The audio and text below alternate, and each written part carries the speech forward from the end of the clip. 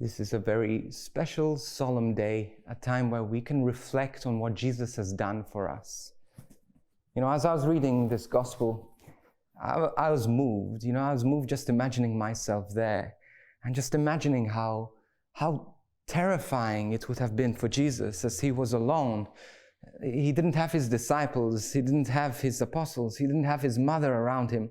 All his life he had been surrounded by people, but then all of a sudden he finds himself alone. Now, you might say, yes, God the Father was with him, but there was also this sense of wanting companionship, wanting people around you, because he was fully divine, yes, but also fully human. And also I cannot help but think about the people who feel lonely through this pandemic, this year that we've had of pandemic, or a year and a bit more. This intense loneliness that I've seen around. People who feel isolated, people who feel abandoned, people who feel scared, people who feel that they don't belong anywhere, that life doesn't make sense, it doesn't belong anywhere. Well, this is where Jesus was. And maybe you haven't felt this loneliness. Maybe you haven't felt this isolation. But take Jesus on the cross as well, those moments of suffering, feeling betrayed, those moments of feeling isolated, abandoned by the people you love, and also the suffering that he was going through, but looking at his mama, looking at him in so much pain. Can you imagine the trauma of a child looking at a mother who's also traumatized looking at the son? I don't know. We often think about the physical suffering, but there must have been such intense emotional suffering going on there.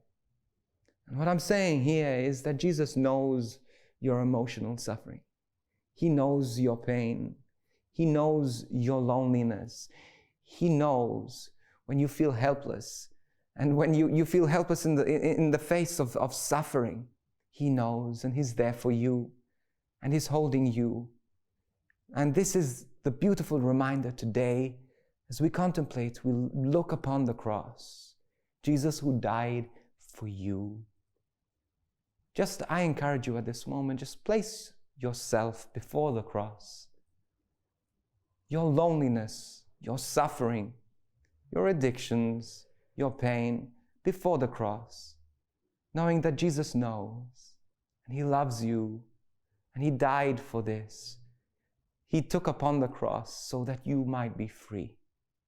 And so even as we worship, we adore, spend a moment adoring the cross, just lay down your burdens, lay down your anxieties, lay down your worries, and put them to the foot of the cross. Because you don't need to hold on to them anymore. Jesus has died for you, died for your sin, died for your infirmities. You just need to let go. Let go, trust, and give your suffering, unite your suffering with that of Christ.